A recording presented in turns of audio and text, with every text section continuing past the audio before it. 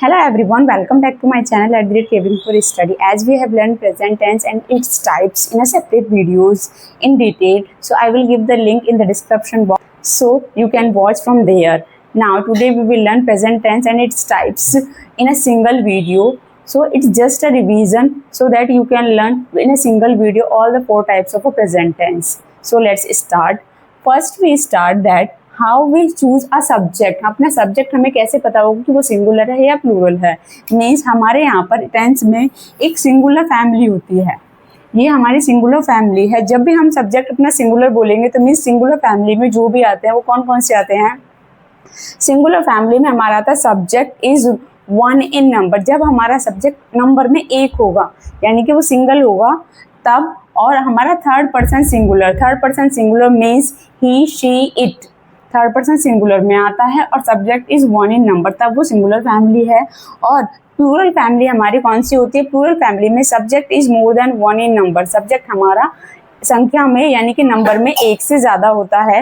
And person other than third person singular. और third person singular के अलावा जो हमारे पर्सन होते हैं वो कौन से होते हैं. आई, वी, यू, दे. तो इनको हम प्लूरल फैमिली में रखते हैं. तो ये हमारी हो गई प्लूरल फैमिली. इसी के अकॉर्डिंग ही हम अपनी हेल्पिंग वर्ब को चूज करते हैं सभी टेंसेज में. So let's start to learn present indefinite tense. So present indefinite tense की पहचान क्या होती है हमारी. ता है, ती है, ते है. ये यानी कि इसमें हमारे हैबिट वाले सेंटेंसेस को हम इंक्लूड करते हैं जिसमें हमारी आदत शो होती है. जिस सेंटेंस से आपको लगे कि ये आदत वाला सेंटेंस है उसको हम प्रेजेंट इंडेफिनिट में रखते हैं. तो हमारा सेंटेंस स्ट्रक्चर इसमें होता है सब्जेक्ट प्लस वर्ब की फर्स्ट फॉर्म में एस और ईएस प्लस ऑब्जेक्ट. सो वह पार्क में खेलता है. ये सेंटेंस स्ट्रक्चर हम सिंगुलर फैमिली के लिए यूज करते हैं. सिंगुलर फैमिली, जैसा मैंने अभी इस वीडियो में ही सबसे शुरू में बताया कि सिंगुलर फैमिली में कौन कौन आता है. वह पार्क में खेलता है. तो ही कहाँ किस में आता है. सिंगुलर फैमिली में आता है. थर्ड पर्सन सिंगुलर है तो ही. वर्ब लिखेंगे हम प्लेज इन द पार्क, क्योंकि प्ले यानी कि प्ले में हम एस और ई एस लगाएंगे. वर्ब के साथ एस और ई एस और फिर ऑब्जेक्ट लिखेंगे. He plays in the park. अब अगर हमारा सब्जेक्ट प्लूरल फैमिली का है, प्लूरल फैमिली में मैंने आपको बताया था कौन कौन से आते हैं. हमारा दे किस में आता है. प्लूरल फैमिली में आता. तो so we write they play in the park. हमने इसमें एस और ई एस क्यों नहीं लगाया है, क्योंकि हम प्लूरल फैमिली के साथ सब्जेक्ट प्लस वर्ब की फर्स्ट फॉर्म और ऑब्जेक्ट इसमें हम एस और ई एस नहीं लगाते, सिर्फ वर्ब की फर्स्ट फॉर्म का यूज करते हैं. So this is affirmative sentence के बारे में हो गया. अब हमारा अगर सेंटेंस प्रेजेंट इंडेफिनिट में नेगेटिव है then how we translate. Subject plus do या डज प्लस नॉट वर्ब की फर्स्ट फॉर्म और ऑब्जेक्ट, यानी कि हम नॉट लगाने के लिए इसमें डू या डज हेल्पिंग वर्ब का यूज करते हैं. अब डू का यूज हम कहाँ करते हैं. डू का यूज हम प्लूरल फैमिली के साथ करते हैं और डज का यूज हम सिंगुलर फैमिली के साथ करते हैं. ओके. तुम पार्क में नहीं खेलते हो. तुम, यू कौन सी फैमिली में आता है. हमारा प्लूरल फैमिली में आता है. तो हम क्या लगाएंगे. Do. You do not play in the park. Okay. मैं पार्क में नहीं खेलता हूँ. आई किस फैमिली में आता है. हमारा प्लूरल फैमिली में रखते हैं हम उसको. I do not play in the park. अगर यहाँ पर ही होता यानी कि वह पार्क में नहीं खेलता है तो हम क्या लगते. He does not play in the park. Okay. तो सब्जेक्ट हमारा सिंगुलर फैमिली और प्लूरल फैमिली के अकॉर्डिंग ही आपको ये सेंटेंस स्ट्रक्चर फॉलो करना है कि हमें कौन सा लगाना है. डू लगाना है या डज लगाना है नेगेटिव के लिए. अब इंटेरोगेटिव के लिए भी हमें हेल्पिंग वर्ब की जरूरत है. यू डू या डज. सो मैंने बता दिया कि डू का यूज कहाँ करेंगे हम. प्लूरल फैमिली में. और डज का यूज हम कहाँ करेंगे. सिंगुलर फैमिली में. ठीक है. नाउ इसका सेंटेंस स्ट्रक्चर पहले क्या होगा. अगर यस नो टाइप है यानी कि अगर आपका क्वेश्चन पूछने के बाद यस या नो में आंसर आएगा तब उसको हम यस नो टाइप इंटेरोगेटिव कहते हैं. तो क्या राम पार्क में खेलता है तो you give the answer yes और नो, तो इसको हम यस नो टाइप कहते हैं.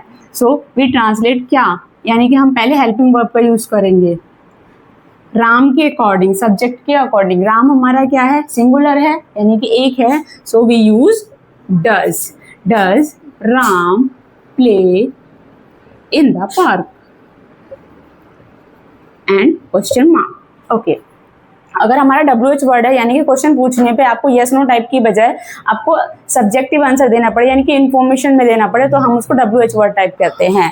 बच्चे पार्क में क्यों खेल रहे हैं, तो आप यस या नो तो नहीं बोलेंगे ना, आप उसके बारे में बताओगे, इन्फॉर्मेशन दोगे कि हाँ इसीलिए नहीं खेले, रीजन बताओगे। सो उनको हम WH वर्ड टाइप में रखते हैं। तो हम पहले इसमें क्यों यानी कि प्रश्नवाचक शब्द की ही स्पेलिंग लिखेंगे, क्यों की लिखेंगे वाई, उसके बाद हम लिखेंगे डू या डज। तो हमारा सब्जेक्ट क्या है, बच्चे, उसके अकॉर्डिंग यानी कि बच्चे क्या है, प्लूरल है, तो हम क्या यूज करेंगे, वाई डू चिल्ड्रन, ये नेगेटिव में है तो हम नॉट लगाएंगे, children not play in the park, question mark. Now it's time to learn the present continuous tense. Present continuous की पहचान होती है हमारी रहा है, रहे हैं, रहे हो, इस तरीके से, यानी कि जो काम कंटिन्यू हो रहा है, अभी प्रेजेंट में जो काम चल रहा है उसको हम कंटिन्यूअस टेंस में रखते हैं। देखते हैं इसका सेंटेंस स्ट्रक्चर क्या होता है। Subject plus is am are plus verb की फर्स्ट फॉर्म में आईएनजी प्लस ऑब्जेक्ट, इसमें हम इज एम आर के साथ वर्ब की बेस फॉर्म में आईएनजी लगाते हैं। अपनी हेल्पिंग वर्ब का यूज कैसे करेंगे, इज का यूज हम सिंगुलर फैमिली में करते हैं, सिंगुलर फैमिली, ओके, और आर का यूज हम प्लूरल फैमिली में करते हैं, ठीक है। सिंगुलर फैमिली होगी तो हम इसका यूज करेंगे, प्लूरल फैमिली होगी तो हम आर का यूज करेंगे। सो इस तरीके से हम एम का यूज सिर्फ हम आई के साथ करते हैं और किसी के साथ नहीं करते, आई एम। सो वह लंदन जा रहा है, सो ही किस में आता है, हमारा सिंगुलर फैमिली है, प्लूरल फैमिली में आता है, ही हमारा सिंगुलर फैमिली में आता है। ही इज गोइंग, यानी कि बेस फॉर्म गो है हमारी, इसमें आईएनजी लगाएंगे, he is going to London, okay. Now Sita और राधा बगीचे में खेल रही हैं, सो सीता एंड राधा, तो ये हमारा सब्जेक्ट क्या हो गया, प्लूरल हो गया, मोर देन वन है नंबर में तो प्लूरल बोलेंगे हम। Sita and Radha are playing in the park, okay. जो ये हमारा अफर्मेटिव का फॉर्मेट हो गया। अब हम नेगेटिव देखते हैं कि हम subject is am are plus not plus verb की आईएनजी फॉर्म प्लस ऑब्जेक्ट, यानी कि हम इज एम आर के बाद नॉट लगाएंगे तो वो इजीली कन्वर्ट हो जाएगा। हम लंदन नहीं जा रहे हैं तो हम करेंगे वी किस में आता है, प्लूरल फैमिली में। We are not base form में आईएनजी गोइंग टू लंदन, हम लंदन नहीं जा रहे हैं, मैं लंदन नहीं जा रहा हूं तो आई के साथ हम क्या यूज करेंगे, आई एम, आई के साथ हम एम का यूज करते हैं, I am not going to London. So now let's interrogative type. अगर ये यस नो टाइप है तो हम क्या करेंगे, पहले इज एम आर लगाएंगे, सब्जेक्ट, अगर नॉट है तो नॉट, बेस फॉर्म में आईएनजी और ऑब्जेक्ट। क्या हम घूमने जा रहे हैं, हम के अकॉर्डिंग लगाना है, यानी कि वी बेस फॉर्म में आईएनजी लगाएंगे क्योंकि हमने इज एम आर का यूज करा, सब्जेक्ट हमारे नेगेटिव नहीं है तो नॉट नहीं लगाएंगे, बेस फॉर्म में आईएनजी लगाएंगे। Are we going for a walk, for a walk, घूमने जा रहे हैं, क्वेश्चन मार्क, ठीक है। नाउ अगर हमारा सेंटेंस WH वर्ड टाइप है, सो व्हाट वी डू, हम लिखेंगे पहले कहाँ की spelling, where are we going, question mark, हम कहाँ जा रहे हैं। सो इस तरीके से हम अपने सेंटेंस को कन्वर्ट करेंगे। तो हमारा कॉन्टिन्यूअस टेंस हो गया। अब हम प्रेजेंट परफेक्ट पढ़ेंगे। प्रेजेंट परफेक्ट टेंस की पहचान क्या होती है, हमारी चुका है, चुकी है, ई है, चुका है, यानी कि इसमें हमारा काम कंप्लीशन का सेंस आता है, वो प्रेजेंट में होता है, यानी कि जो काम पूरा हो चुका है और करंटली ही अभी ही पूरा हुआ है प्रेजेंट में, तो हम उसको इसमें प्रेजेंट परफेक्ट में रखते हैं। इसकी पहचान क्या होती है हमारी, ये हो गया। अब नाउ हम इसमें प्रेजेंट परफेक्ट टेंस में हम हैज और हैव का यूज करते हैं प्लस वर्ब की थर्ड फॉर्म का यूज करते हैं। सो हैज का यूज हम कहाँ पे करेंगे, हैज का यूज हम सिंगुलर फैमिली में करेंगे, सिंगुलर फैमिली में करेंगे, और हैव का यूज हम प्लूरल फैमिली में करेंगे। कहाँ पर करेंगे, प्लूरल फैमिली में हम हैव का यूज करेंगे। सो सिंगुलर फैमिली हैज और प्लूरल फैमिली हैव का यूज करेगी। सो वह गाना गा चुका है, तो वह किस फैमिली में आता है, सिंगुलर फैमिली में। ही हैज, अब हमें वर्ब की थर्ड फॉर्म लगानी है। वर्ब क्या हो रही है, गाना गा, गाने का काम हो रहा है। ही हैज संग द सॉन्ग। संग कैसे होगा, यानी कि सिंग, सैंग, संग। तो इस तरीके से हमारी फर्स्ट फॉर्म, सेकंड फॉर्म और थर्ड फॉर्म होते हैं, जिसमें से हमें प्रेजेंट परफेक्ट में थर्ड फॉर्म का यूज करना है। ही हैज संग द सॉन्ग। मैं ईमेल भेज चुका हूँ, इसमें भी काम पूरा हो चुका है। सो आई किस में आता है, प्लूरल फैमिली में, तो आई के साथ हम हैव का यूज करेंगे। आई हैव सेंट, यानी कि सेंड करने की थर्ड फॉर्म सेंट होती है। Send, sent, sent, third form send.